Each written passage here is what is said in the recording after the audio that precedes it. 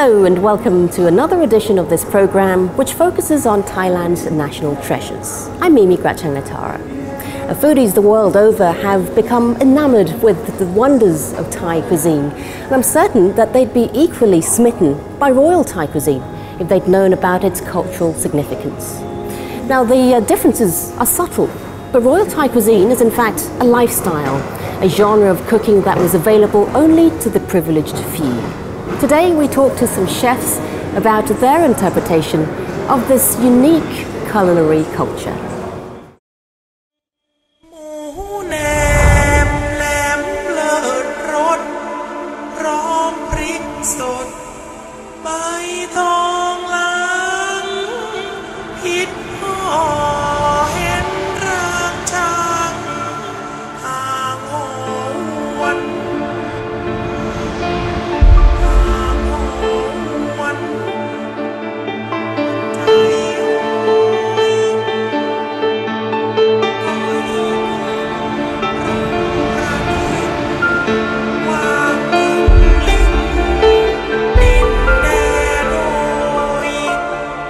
Known and loved around the world for its fiery and rich components, Thai cuisine is loved for the melange of flavours that leave almost anyone who tastes it completely spellbound. A poem famously written by King Rama II mentions a Thai dish known as masaman. The poem describes the potpourri of spices that make up this delightful dish, meticulously prepared for him by a woman he was in love with.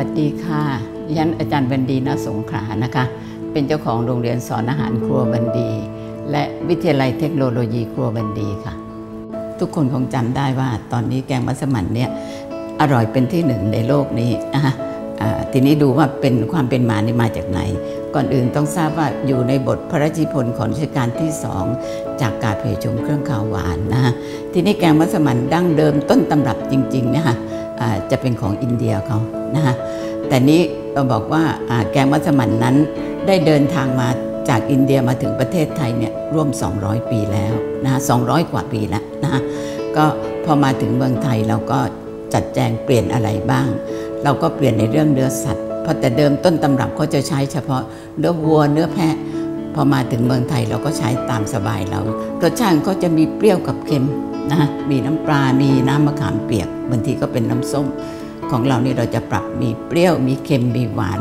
เราต้องให้มีทั้ง3รสถ้าโบราณเขาเรียกว่ารสต้องชนกัน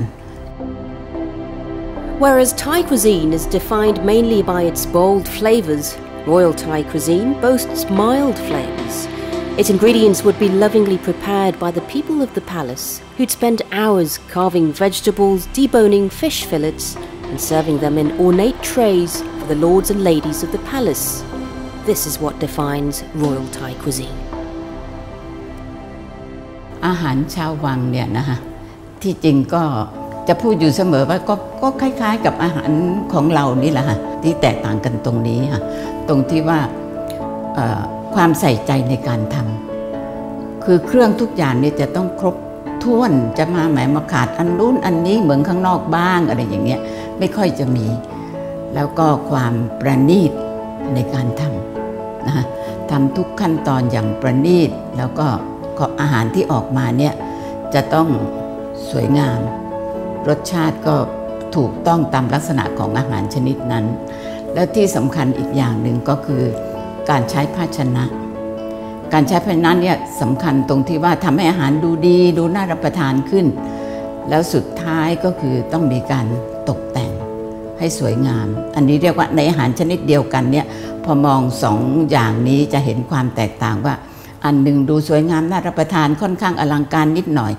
อันหนึ่งก็ดูแบบธรรมดาแต่จริงๆแล้วเนี่ยเป็นอาหารชนิดเดียวกัน Bo and Dylan, the husband and wife team who co-founded Bolan, one of the leading Thai restaurants in Thailand, are both passionate about Thai cooking and are avid collectors of ancient Thai recipes. Today they'll be reinterpreting a couple of these dishes for us using some old recipes from their collection. Hi, I'm Dylan Jones and I'm the co-chef owner of Bolan Bangkok. The Royal Thai cuisine is really difficult to replicate because I don't have a kitchen brigade of 40 to 50 women to cook my food every day. But I do know that the food was very in detail, the decoration was very elaborate, and that the ingredients I used were generally of a higher quality than the normal food you found during that era.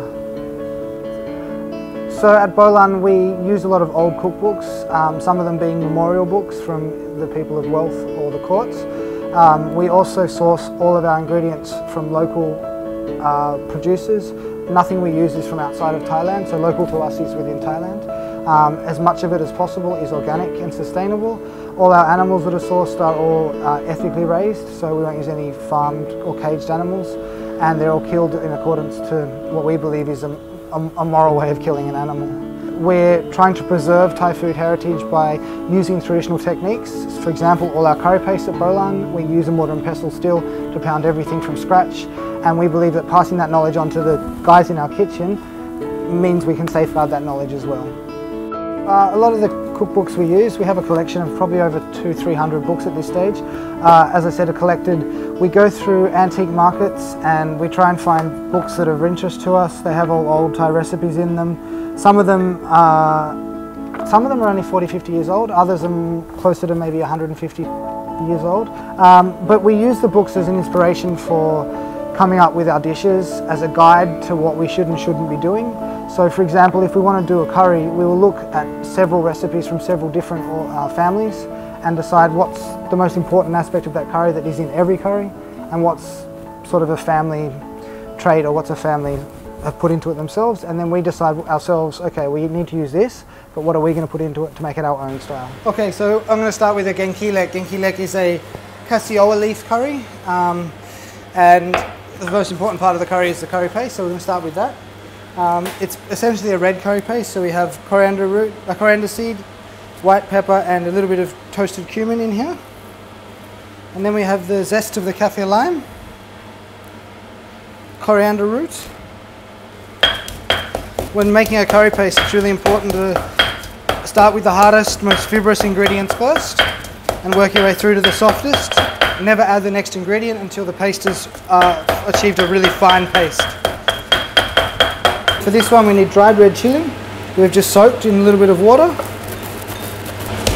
and some fresh bird's eye chilies. And then after that we put in the galangal. Okay, after the galangal we put the lemongrass. The finer you cut the lemongrass before you make your paste, the easier it's going to be to pound it. Okay, and then what makes this kilek again kua is the grilled dried fish. So this is a pla grop, which is a pla noa on, which is a young freshwater fish that's been dried in the sun and then just grilled to get fragrant. We just want to remove the skin and take the flesh. This will give the curry a nice smoky quality. Okay, and then it gets easier from now on. So then we add our grat chai, which is like a wild ginger. And then we add our garlic.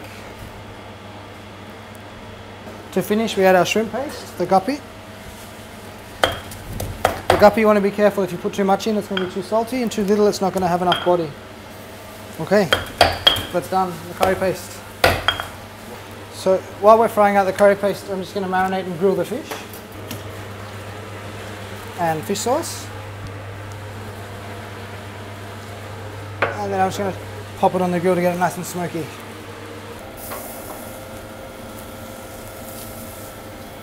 Now we're going to cook our curry. We start with some coconut cream. And we just boil it until the fat begins to separate like this.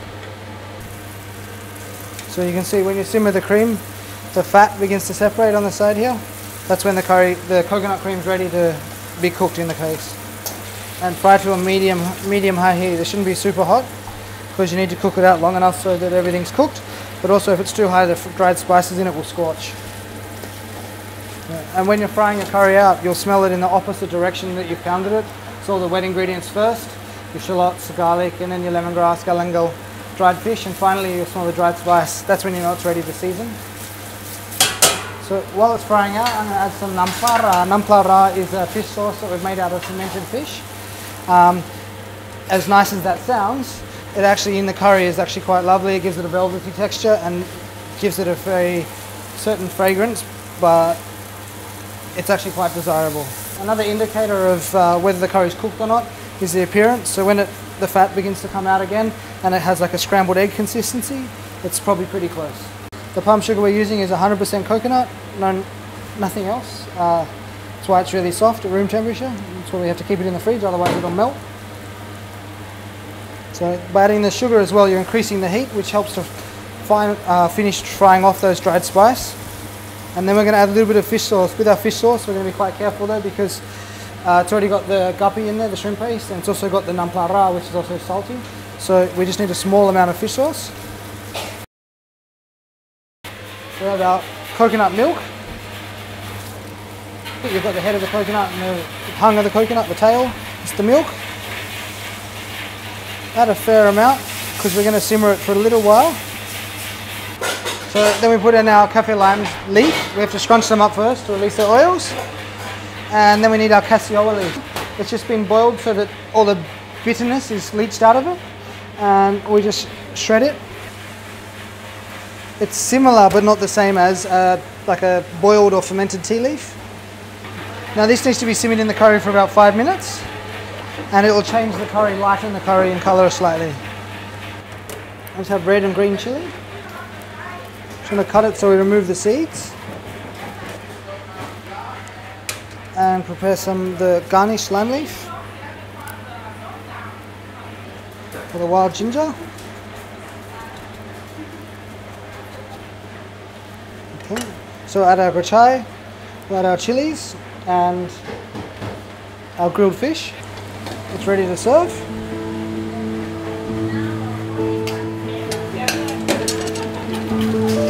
And then we just finish with a splash of coconut cream and the julienne lime leaf that we did earlier. Sweet.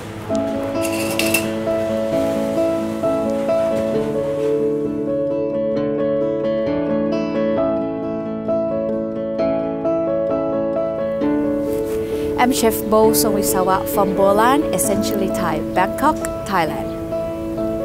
I think Royal Thai cuisine, they have been developed, evolved with a knowledge, a thought, a wisdoms of people who live in the palace. And for me, in the old days, palace like the hub of everything. If they do the trade with anyone, either like from the western or eastern sides like China's or European people, they actually incorporate a little bit of other people in as well and make it like Thai in their understanding. While Thai cuisine of the court in the old day, we may not have that chance to get the ingredients that come from either China's or European country. So if you look in the old book, there is a lot of ingredients that is not available in Thailand as well.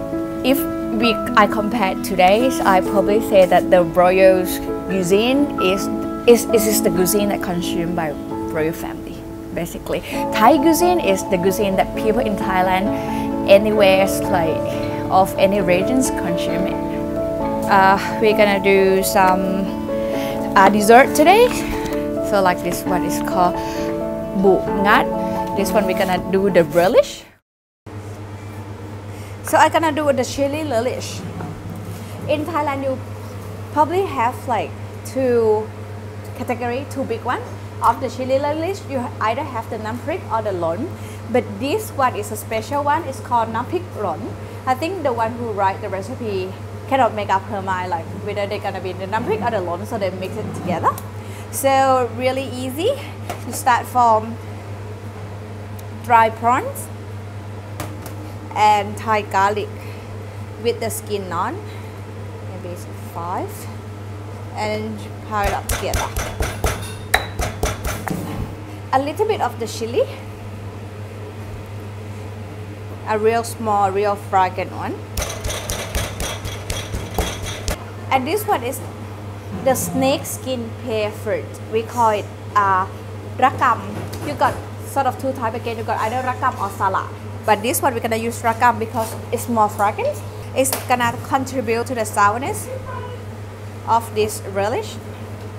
And then the hairy aubergines, we take all the hairy things out, all the hair out, leave only the aubergines, and we're gonna cut it into wedges and slightly bruise it in the pestle and mortar, so that our paste there, I'm gonna obviously interpret the recipe a little bit and putting the fresh prawn in the relish as well.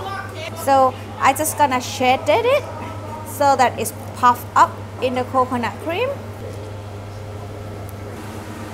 So in the brushwork we put the coconut cream in for the fragrance.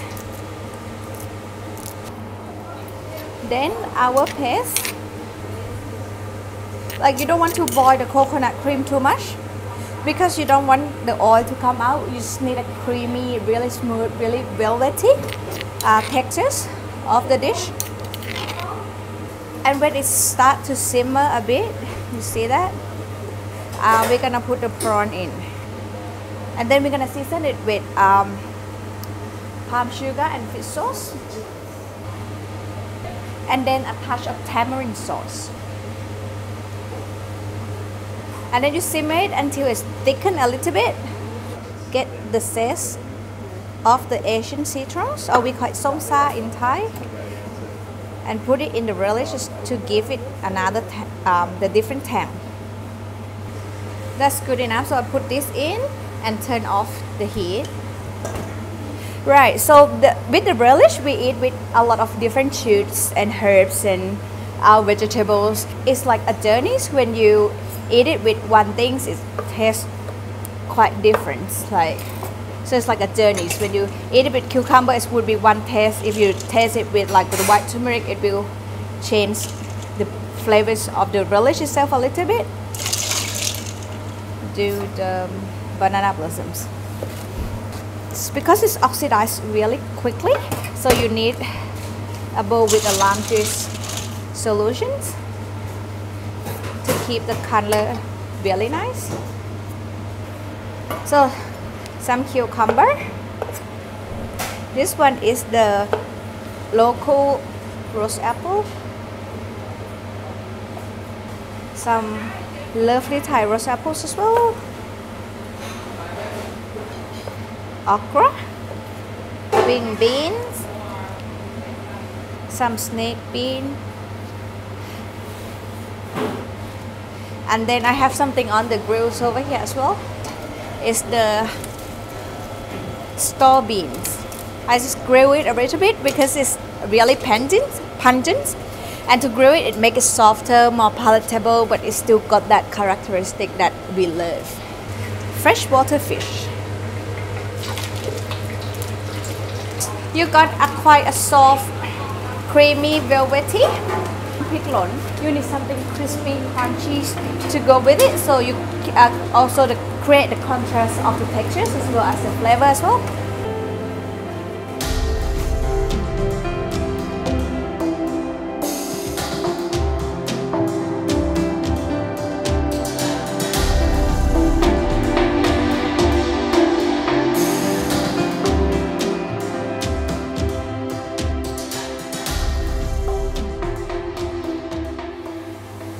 So this is how you make coconut cream at home.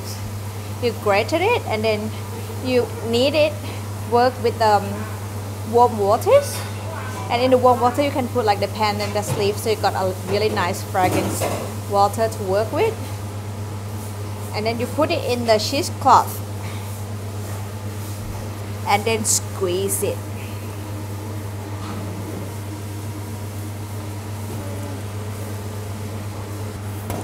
And the rest, if you want to keep it, to put it on your grill as a smoke agent, that will be nice and lovely.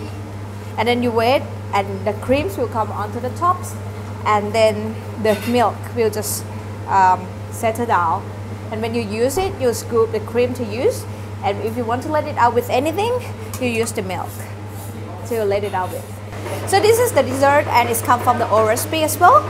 Now it's a dessert that got root vegetables, banana, cinnamon, coconut creams along with the dumplings. And the dumpling is made from like tapioca tapioca flowers. So it gives you a really nice texture when you chew into it. So basically what we do is we cut everything in a spoon size, in a bite size, and steep it into the lime water. The lime water will make the outer bit like crunchy but soft inside, and then we're gonna boil it. So coconut creams, an essential part of Thai dessert. In Thai dessert, normally you got coconut cream, sugar, and flowers of any kind. Pandan dust leaf is like vanilla to the Western cuisines. We put pandan dust leaf in every dessert. Just not to give the flavor of the pandan dust leaf, it's just a subtle flavor at the end, and it gives you a nice fragrance. Coconut palm sugar. Well, Thai cuisine is about balancing the flavor. And even dessert, we put a little bit of salt in just to make sure that there is some balance in the flavor. Pumpkin in, taro in. Made with natural color. It's come from the wood called fang. And when you boil that wood in the water, it gives you a really, really red color. We're gonna just smoke this a little bit.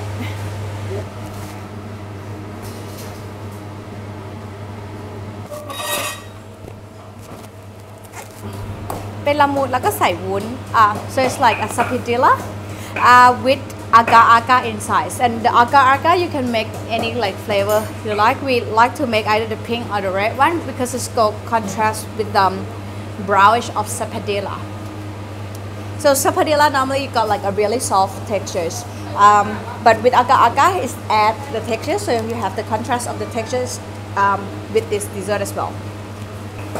So we just take the centers of the sapodilla out and then pour in like the agar, and then when we cut it, you got a really nice shiny center with different flavor.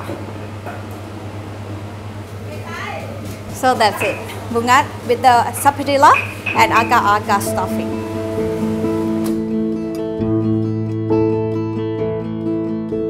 Hi, I'm David Thompson and welcome to Nam, which is in the Metropolitan Hotel, where strangely enough, bizarrely enough, I'm cooking some Thai food in Bangkok.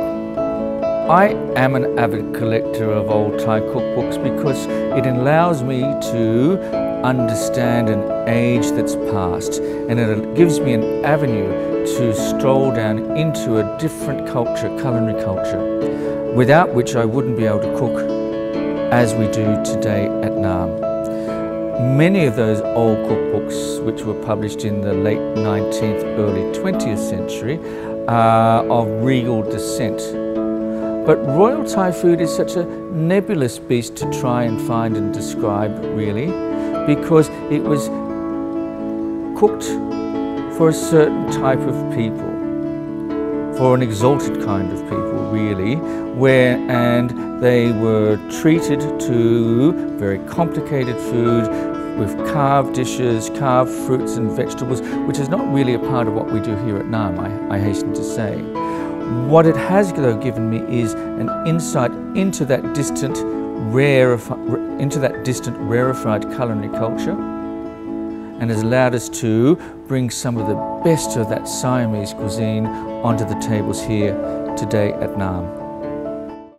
Here we are in the kitchens at Nam, and I'm just going to do the dish that I talked about previously, the jungle curry of salted beef with some wild ginger, some green peppercorns and some Thai basil.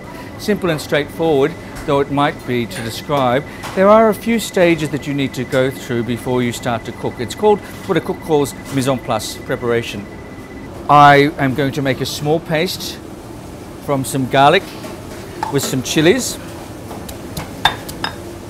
some little Thai chilies, some prikin usun, which are very spicy indeed, with some buds of some Thai basil and a little bit of wild ginger. It's a rather coarse paste. I need my garnish, which is some kaffir lime leaves, some tomatoes, some chilies, some wild ginger, gratai, some green peppercorns, quite a lot of Thai basil, and my bai madan, which is sour leaves. And these are the little madan I was telling you about earlier on. These are like spelunping, I think they're called, further down south on the Malay Peninsula. They're a sour fruit and they're in season right now. Now this is a more rustic type of curry than the regal curries that we sometimes serve. It's a robust curry because the tastes themselves are strong. Often palace food has very refined techniques, very refined cutting and very refined tastes. I also need my curry paste, my red curry paste, and some grilled salted beef, which I need to pound up slightly and then tear into pieces. There we are. We have all of our ingredients for our curry. I'm using pork fat to fry off the garlic and wild ginger paste that I made up. I'm going to fry this paste until it's golden, then I'll add some stock, and the nuttiness from the fried garlic will enrich the curry paste that I will then dissolve into the simmering stock. You can see now it's starting to colour quite nicely. And I'll add some stock very quickly and just a little bit of water. That's come to the boil very quickly indeed. I'm now going to add some curry paste. Not too much.